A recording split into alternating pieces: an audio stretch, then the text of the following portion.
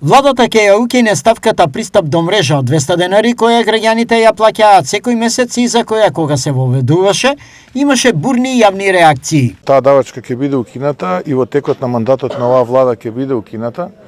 Во овој момент, како што кажав, стои консолидирање на електроенергетскиот сектор и мислам дека регулаторна ги прави пресметките, кога тие ќе бидат готови, ќе донесеме одлука, она која што е најважна и најдобра за граѓаните.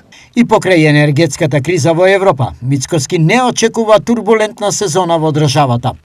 Јас не очекувам да има турбуленции кај нас, бидејќи од она со кое што располагам, како информација, еве на почетокот на грејната сезона имаме за повеќе од 2,5 пати помалку дефекти од она кое што било по принципот како до сега.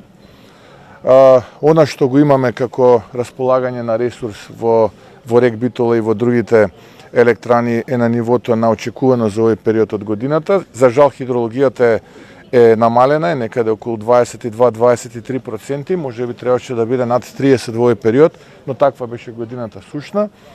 Така што ценам дека капацитетите со кои што располага државата подготвени ќе ја дочека оваа грејна сезона, бидејќи таа почна од пред 3 дена и официјално и не очекувам да имаме некои позначителни потреси на пазарот. За последиците од нестабилниот германски пазар, Мицкоски најавува дека тие кај нас ќе се почувствуваат во првата половина од идната година. Очекувам дека ефектите што сега се случуваат во овој трет квартал во Германија, ние ќе ги почувствуваме некаде крајот на првиот, почетокот на вториот квартал од следната година.